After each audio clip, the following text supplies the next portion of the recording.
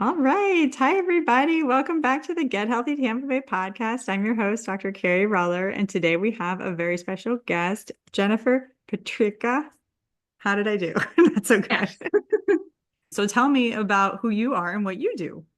Yeah. So I'm Jennifer Patricca. I'm a registered dietitian. I've been a dietitian for about 20 years, which is weird to say out loud. So it's been a little bit, but I own my own business. It's called Optimized Nutrition LLC.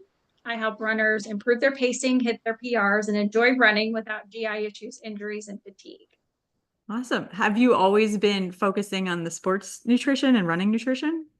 No, so for about 9 years, when I first started working, I was doing employee wellness, working for a school Mm. district, like helping the employees stay healthy. We did weight loss programs, diabetes programs. I conducted health fairs, taught classes. I mean, it was a really fun job. And then most recently, I was a corporate dietitian at public supermarkets Oh, as very well. cool. So how did you get into your current role and tell us a little bit about your personal journey if you want to share? So, I'm going to step back a few years back to college. I have always been a runner. I've been running in high school and I ran in college as well. When I went to school, I really wasn't sure what I wanted to do. I majored in exercise science because I thought, well, I really like to exercise, so that'll be fun. But when I was a junior, I took a nutrition class, and that's when I knew what I wanted to do. Mm. It was really enjoyable learning about food and nutrients and how they interact with the body, not only to like improve health, but then also like looking at performance as well. Mm. Mhm. So starting way back in college, you kind of knew you were on this trajectory. Well, that's very awesome. So what kind of led you into, I mean, I guess that led you into being a dietitian. How about Mhm. what about focusing on what you're doing now? So I was in a corporate job, as I mentioned, for it was almost 9 years. And towards the tail end of it, I just really wasn't learning and growing and wasn't really Mhm. enjoying what I was doing. And, I just decided to take the leap and go into entrepreneurship, which I'm not really sure I know what I'm doing. I still don't know what I'm doing. That's my point. But it's been fun. And I really enjoy, helping people and especially helping runners. I've been a runner my whole life. I can definitely relate to them and their struggles with, fueling and having stomach issues and just dealing with injuries. I mean, Absolutely. Yeah. I mean, there's a lot to that goes into recovery and training and everything like that, depending upon how much, somebody wants to get in their peak performance or, what their goals are, right? My goals, not usually to be the best or anything, but I just want to finish a race and be happy and maybe beat my own record, but I'm probably not trying to beat other people. So yeah, everybody's got like different goals. So you can work individually with them. exactly. And you're right. Like not everybody's like necessarily like an elite athlete, but honestly, Mhm. anyone can benefit from good nutrition. Just, learning more about the timing of it, which I feel like Mhm. that's a big issue. We get busy with our schedules during the day. We don't prioritize our nutrition. And so, some people actually end up inadvertently under fueling. So yeah. Yeah. So basically, we've got that Gasparilla Distance Classic that we were talking about before recording, and I think that's coming up. So it's pretty exciting. And you had a lot of, tips and recommendations for our listeners. So I wanted to ask you some questions on that. So, like, basically, how do you approach this if someone's got, a race coming up, and where would you start with somebody? Sure. So, for those of you that may not know, Gasparilla Distance Classic has been around for, I don't know, it's been around a long time, as long as I've lived here, if not longer. But they have four races over 2 days. On Saturday, they do the 15K, which is almost like 9 miles, and a 5K, which is like 3 miles. And then on Sunday, they do a half marathon and then an 8K. Trying to remember the 8K is somewhere around like maybe like 4-ish miles or something like that. I forget, 4 or 5. Maybe it's You 5. Yeah. don't. But anyway, the point is, it really honestly kind of depends on which race that you're planning to do. And yes, there are a lot of people that are planning on doing all four. There are different challenges that you can do. And actually, it's kind of cool. This year, the half is sold out, which I can't remember a time when it's ever sold out. And then I think maybe even some of the challenges might have sold out too. So I'll kind of give some kind of general advice, but obviously, if you're doing more races, like doing four races over 2 days, you might have to really think about like how to do it. But everybody always wants to know, I get this question a lot, what should you eat the night before a race? Mhm. So the night before a competition, you want to focus on complex carbohydrates because that will help to boost your glycogen stores, which is the carbohydrate in your liver and your muscles. So some good options might be like pasta, rice, quinoa, breads, potatoes, sweet potatoes, flour or corn tortillas, pancakes, waffles. I will say I'm not going to get into it today, but like if you are doing any of those longer races, like the half marathon and above, you can do what's called like a carb load. So you can really super saturate those stores beyond just having like a big pasta dinner the night before. But a couple of other things, do include some protein, but just don't, make that the focus. Just have a little bit. Some examples would be like, chicken breast, turkey, lean ground beef, fish, seafood. You also want to make sure that you're drinking plenty of fluids. So making sure that you're staying hydrated. And then also too, it's not only important to talk about like what foods to include, but then what foods to avoid. Avoiding like too much fat. So for example, it probably wouldn't be a good idea to go have a burger the night before a run because that's a lot of their dietary. Also high fiber and like other gas producing foods. So typically like for me, I will kind of cut back on vegetables like the day before, just don't do a lot of those just because they cause gas. They could also, cause some GI issues the next day. So just be careful of that. And then the final and the most important thing is don't try anything new. Like make Yeah. sure that if you have long runs, during the weekend, that you practice that.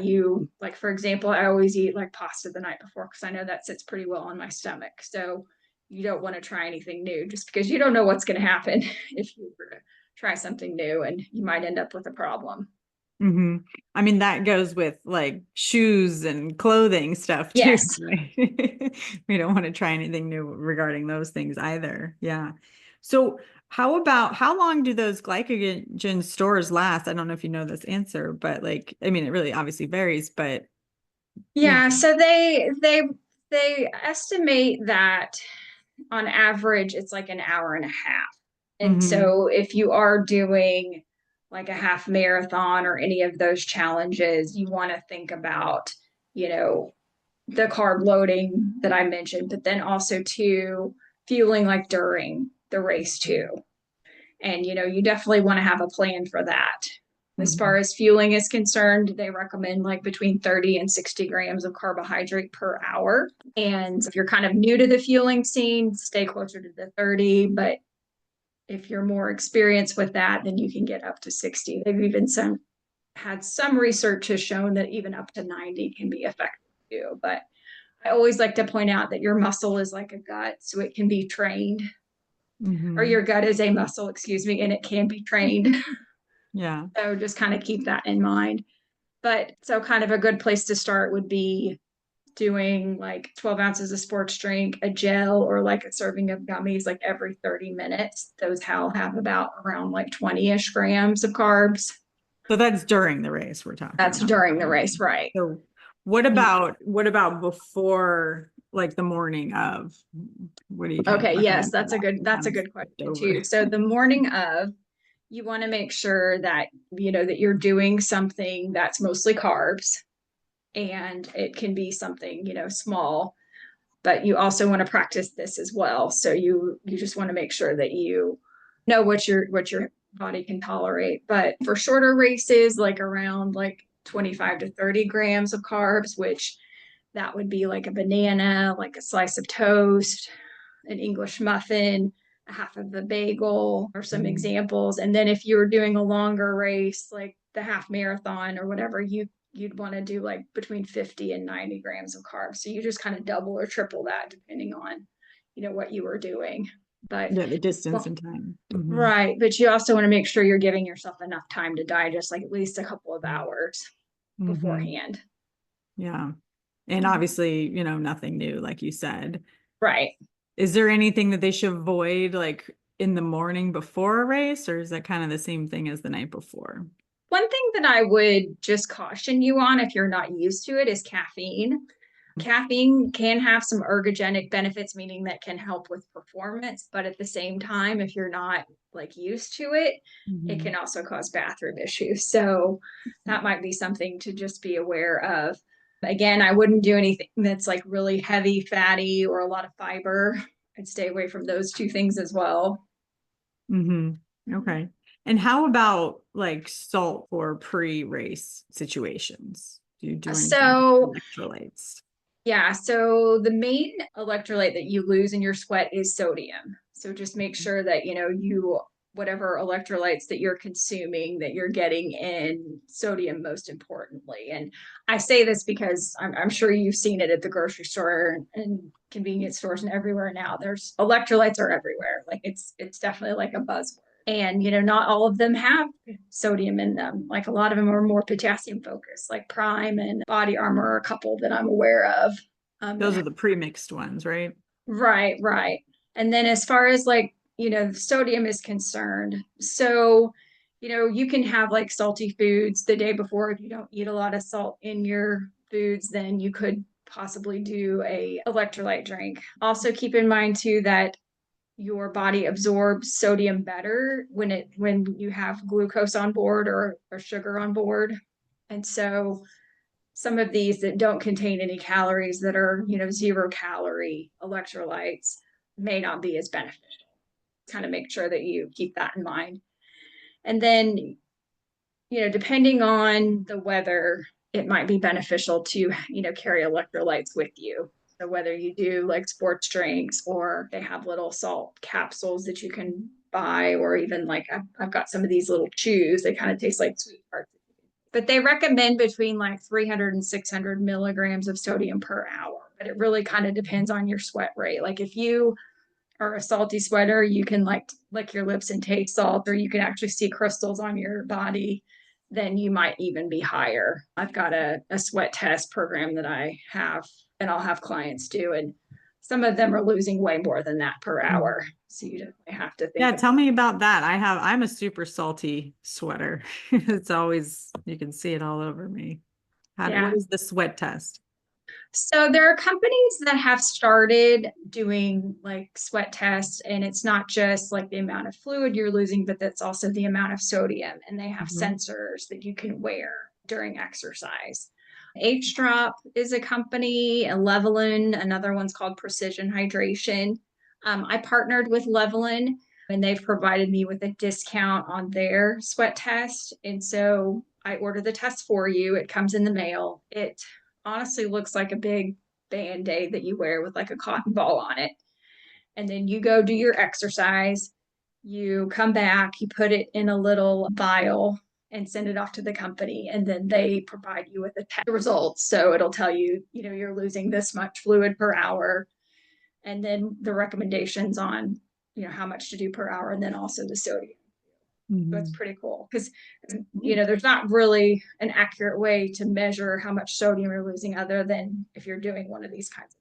Well, wouldn't it depend on the weather conditions too, obviously? Yes. Yeah. That's a little bit harder to, I guess, adjust for, really. Yeah. Mm-hmm. Interesting. Okay. So we talked, I know we already briefly talked about it like during the race. Like we talked about before, the morning of, and then during the race, you mentioned like carrying chews and salt tablets. That's for the salt water balance. And then you mentioned Mm-hmm. some of the carbohydrate amounts too during the race, right? Mostly for longer distances. Are there any Right. other effective ways that they can maintain hydration and maintain energy and like prevent fatigue during the race? Well, just go in with a plan. Like make Hmm. sure you've got a fueling plan. Like I'd mentioned, doing it like every 30 minutes. As far as like hydration is concerned, they recommend doing like 4 to 8 ounces of fluid like every 15 to 20 minutes. So either, time out the aid stations or carry water with you, or, Gatorade or any other sports drink as well. But I think the main thing is just like practicing your fueling strategy during your long runs. And so going in, what you're doing. Yeah, So, absolutely. Practice is kind of important if you're going to put all this stuff in there that you're not used to. They can have, bad side effects. So before sure. we go into something like that, Why don't you tell us about like post-recovery nutrition from after the race, unless you had something more to add? No, that's good. So as far as like afterwards, so I know that, it's really tempting to go over to the tent and get a beer afterwards, but that may not necessarily be the best thing recovery wise. I mean, you could still have it, but also focus on getting in some protein and some carbs. Mhm. Somewhere between like 20 to 40 grams of protein and 50 or more grams of carbs. You want to get it in like 30 to 60 minutes after your race Mhm. because that will help enhance glycogen replenishment and also muscle recovery. So, always like to explain it like this, like, you just took a big, deposit from the bank. So you've got to put it back in so that, you'll have better recovery. But some examples would be like a chocolate milk, like those core power drinks are really popular right now with a lot of my athletes, or I any used kind to of like other, that muscle milk. Is yeah, that or the or Gain has some nice ready to drink protein shakes. If you had access to like yogurt with fruit, you could do that. But just try to make sure you get in something right away and then have a meal like 1 to 2 hours later. Okay, so like 1 to 2 hours after. Okay. And that will help with muscle soreness and energy Mm-hmm. stores. How about when you see the massage tent nearby? Is that also helpful? Sure. I mean, that can be helpful. I mean, your body has just, been, put under a lot of stress and is under a lot of inflammation. So maybe it can help, work out some of those tight spots for sure. Yeah. So it's interesting. You said, well, you're still replenishing the carbohydrates for the glycogen stores, but now you're more implementing the protein in there that you weren't really focusing on prior to the race, right? Right, right. And that's just mainly for like for muscle recovery. Okay. So what are some common nutrition mistakes? How do we avoid them? Probably the biggest one that I see with athletes is just not eating enough carbs.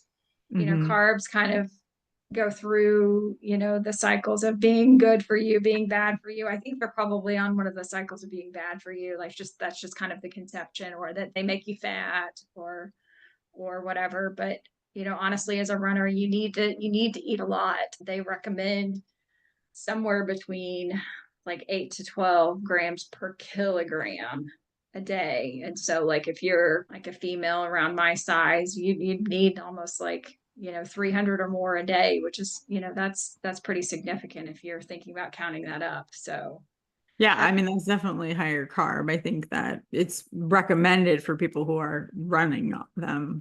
running, right, a lot more or more physical activity, of course. Yeah.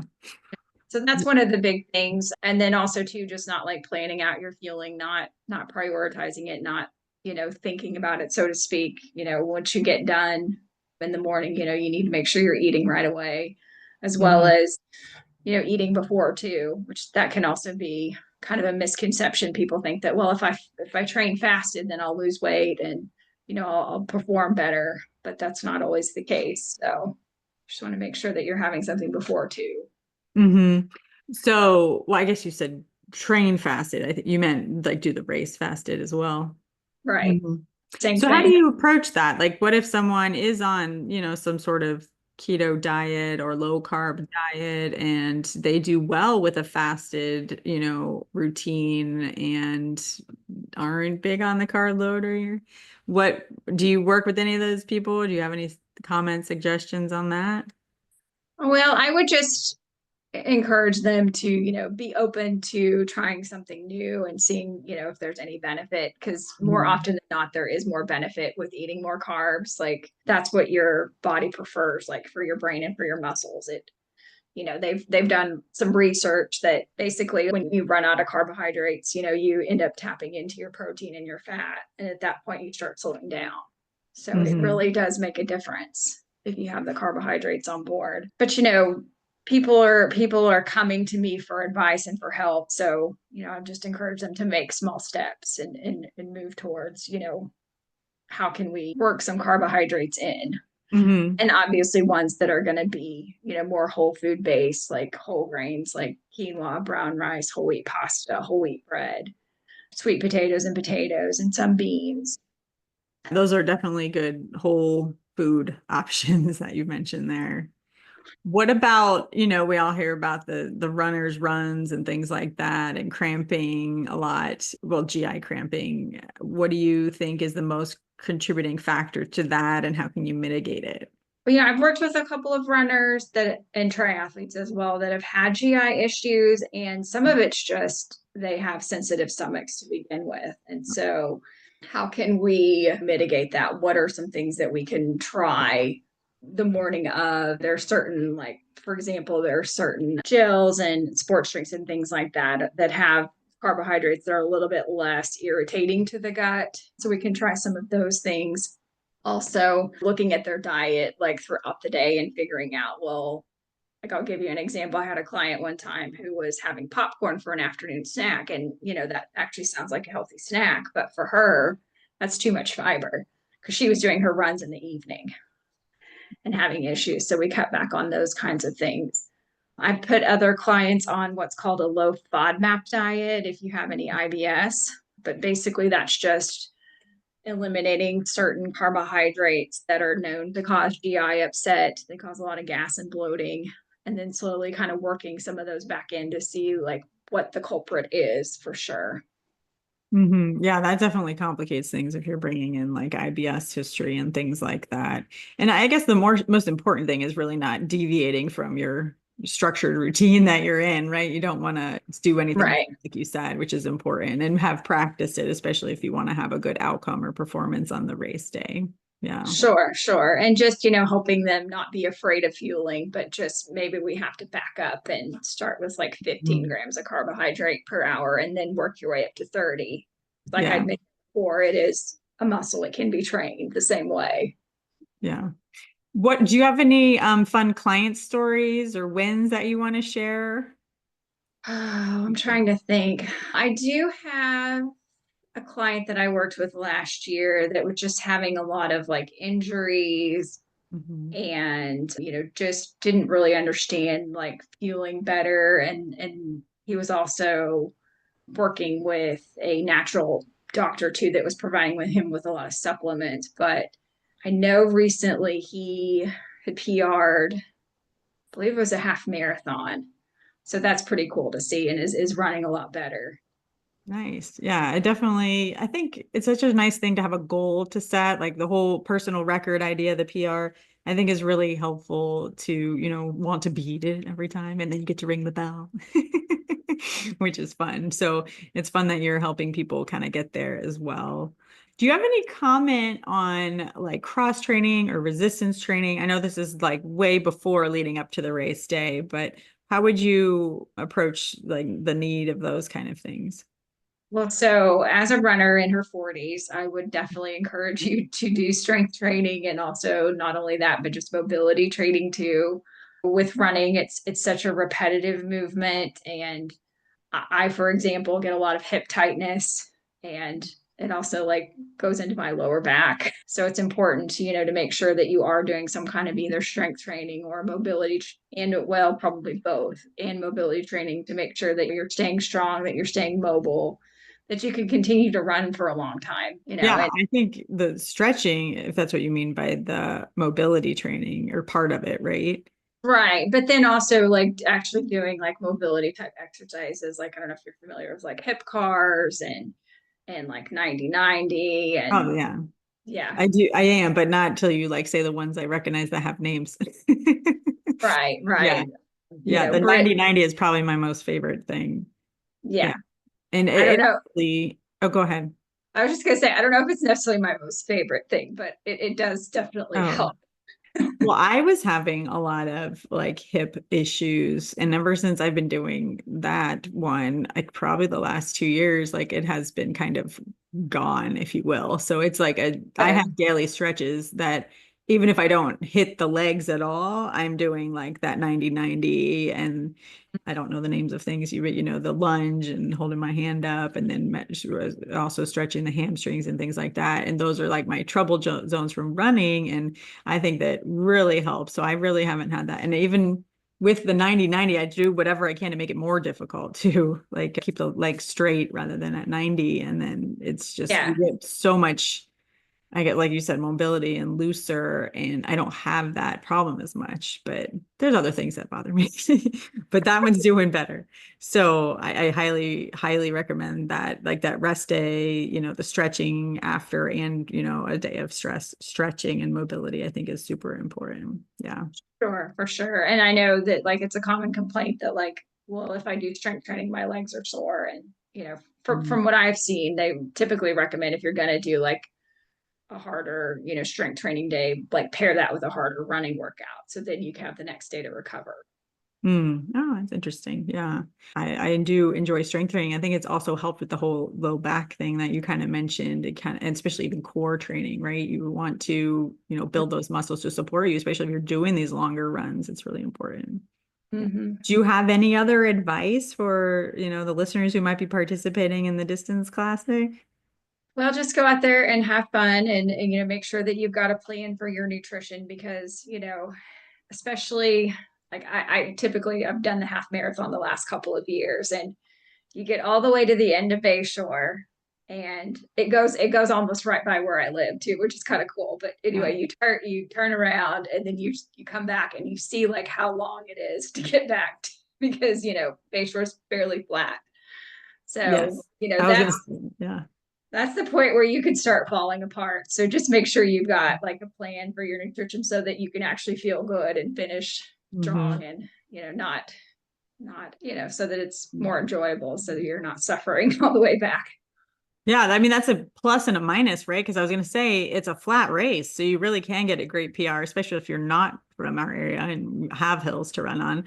But like, it is a little bit of a mental game with the long Bayshore Road and seeing everything. But the best part is like getting out there, having fun, trying your best, but like realizing, it's just a race. You can do it next year or something like that too, if something were to go awry.